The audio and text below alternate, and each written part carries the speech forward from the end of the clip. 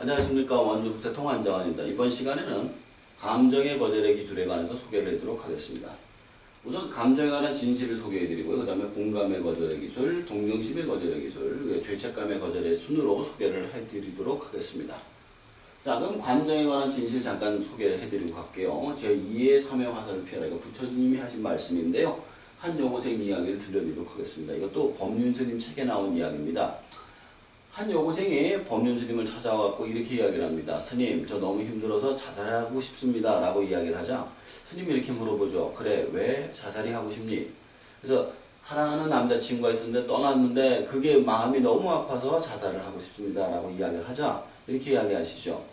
그 남자친구를 위해서 기도를 하다 보면은 그 마음이 녹아서 다시 또 기분이 좋아질 거다라고 이야기가 돌려보냅니다. 그런데 한 달 뒤에 이 여고생이 다시 옵니다. 또 자살하고 싶다고 얘기를 하니까 이제 스님이 또 물어보죠. 그래, 이번엔 또 왜 자살이 하고 싶니? 그렇게 물어보니까 그동안에 남자친구가 돌아와서 좋았는데 부모님이 너무 반대를 해가지고 또 자살을 하고 싶다는 겁니다. 그러자 스님께서 이렇게 말씀을 하시죠. 그럼 그 사이에 기분이 좋았던 적은 없었니? 그렇게 여고생은 또 얘기합니다. 남자친구가 돌아왔을 때 너무나도 행복했다고 말이죠. 그러자 스님은 이렇게 말씀하시죠. 그래, 사람은 그처럼 불행한 사람도 행복한 사람도 없다.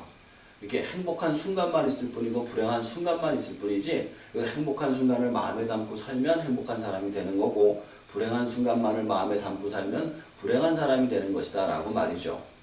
그래서 스님이 이렇게 이야기를 하고 나서 더 이어서 한 얘기가 이거였습니다. 제2의 3의 화살을 피하라. 부처님께서는 이렇게 말씀하셨다. 제1의 화살에 맞았다 하더라도 제2의 3의 화살은 피해야 된다고 말이죠. 만약에 너가 지금 마음이 너무 아파가지고 자살을 한다면 네 남자친구하고도 좋은 시간을 보낼 수가 없고 네 부모님하고도 좋은 시간을 보낼 수가 없다. 네가 만약에 이 위기를 잘 극복해 나간다면 제2의 3의 화살을 피해서 그 남자친구와도 좋은 시간을 보낼 수가 있고 부모님과도 좋은 시간을 보낼 수 있다라고 이야기를 해줍니다. 우리가 여기다 인간은 행복하고 불행하기만 존재가 아니라는 사실을 알 수가 있습니다. 또한 인간은 항상 감정이 변하는 존재이기 때문에 그 순간순간의 감정을 벗어나야지만 가능하다는 것이고요. 감정이란 뇌가 느끼는 생리현상입니다. 그렇다고 해가지고 이 생리현상을 정복하려 들어서는 안 됩니다. 우리가 마치 오줌이 마려우면 잘 참았다가 남들이 없을 때 화장실에 가서 누구 오는 것처럼 마치 생리현상이라는 것을 갑자기 참으려면 힘들다는 거죠. 내가 지금 힘든 상태라는 것을 인정을 하고 이것을 어떻게 풀지를 생각해야 된다는 것이 중요한 감정에 관한 진실이었습니다. 그럼 이 감정에 관한 진실을 바탕으로 감정의 거절의 기술을 소개해 드리겠습니다. 우선 공감의 거절의 기술입니다. 첫 번째로 체감의 거절의 기술, 두 번째 소속감의 거절의 기술, 세 번째 동질감의 거절의 기술을 소개해 드리도록 하겠습니다. 그럼 체감성의 특징에 대해서 한번 봅시다. 시각, 청각, 후각의 특징으로 소개를 해드리도록 하겠습니다.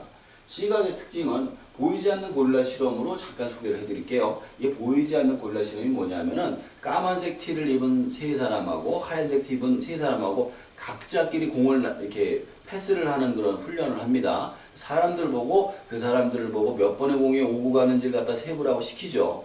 그런데 그 사이에 고릴라 탈을 쓴 사람이 막 문워크로 지나갑니다.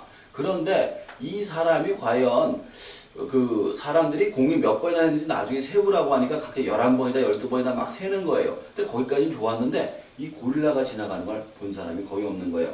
그래서 시각적 실험에서 알 수 있듯이 우리는 어떤 것에 집중을 했을 때 그거 외에 다른 것을 못 보는 특징이 있다는 것이 바로 이 보이지 않는 고릴라 실험이었습니다. 또 한 가지 블랙박스와 착지 현상인데요. 이 블랙박스와 착지 현상 같은 경우에는 교차로에서 두 차가 와서 정면으로 박았는데 교차로에서 근데 양쪽의 주장이 전부 다 파란불에 들어섰다는 겁니다. 그래서 나중에 블랙박스로 확인해 보니까 노란불이 깜빡이고 있었죠. 이처럼 우리의 인간의 눈은 직접 너무 몰입을 하다 보면 못 보는 것도 있고요. 또 한 가지 또 너무 그러니까 자신한테 유리한 정보로 바꾸려는 특징이 있다는 것을 알 수가 있었습니다. 따라서 시각 같은 경우에는 내가 잘못 볼 수가 있기 때문에 정확한 증거에서 판단하는 것이 굉장히 중요하다라는 것을 알려주는 것이죠.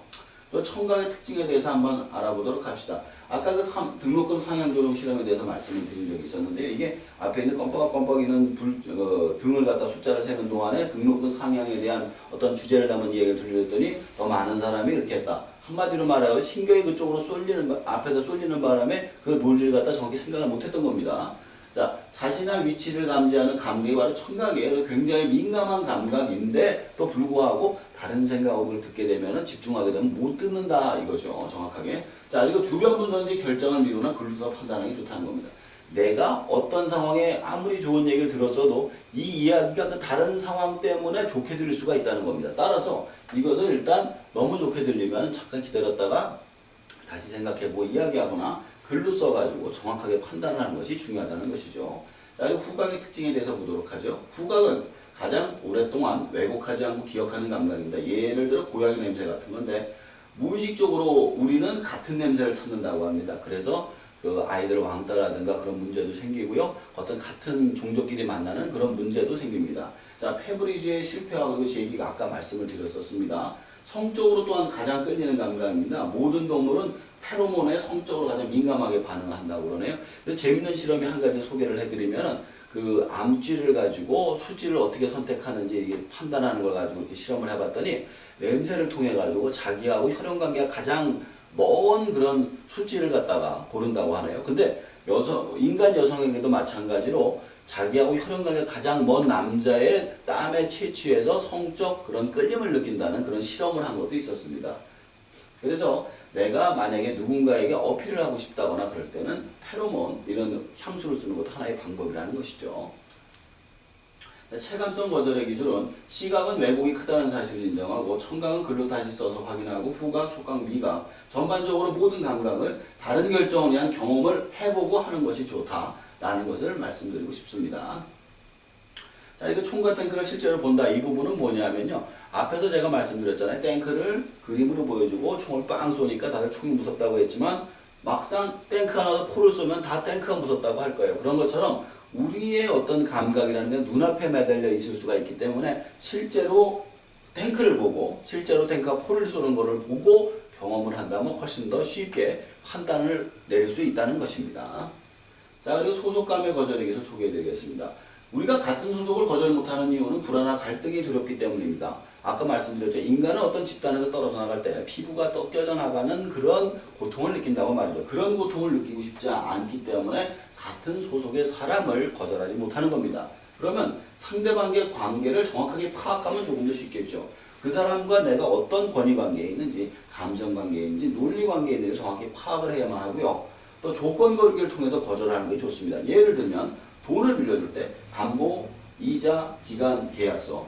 그 담보를 뭘로 해줄 거냐? 그럼 그 사이 이자는 얼마나 줄 거냐? 그리고 기간은 얼마나 안에 갚을 거냐? 계약서를 완비를 하자라고 얘기를 하면 상대방도 이야기를 하면서도 아, 내가 이렇게까지 복잡하게 이 친구한테 돈을 빌릴 필요가 있는가라고 생각을 하게 되는 것이죠. 어떤 문제를 갖다 소속감에 있는 사람이 부탁을 할 때는 조건 걸기가 굉장히 좋습니다. 또 한 가지, 동질감의 거절의 기술은 상대와 내가 어떤 동질감이 있는지를 파악해야 돼요. 내가 어떤 사람하고 굉장히 잘 지낸다 이거예요. 근데 그 사람하고 왜 이렇게 잘 지내는지 모르는 경우가 많아요. 그냥 이끌림에 의해서 그러는데 대부분 보면 동질감이 있어요. 그래서 상대방의 설득이나 부탁과 그 동질감을 분리를 해야 되는데 이게 쉽지가 않아요. 그래서 동질감을 벗어나서 판단할 수 있는 사람과 상의로 결정하는 것이 굉장히 좋습니다.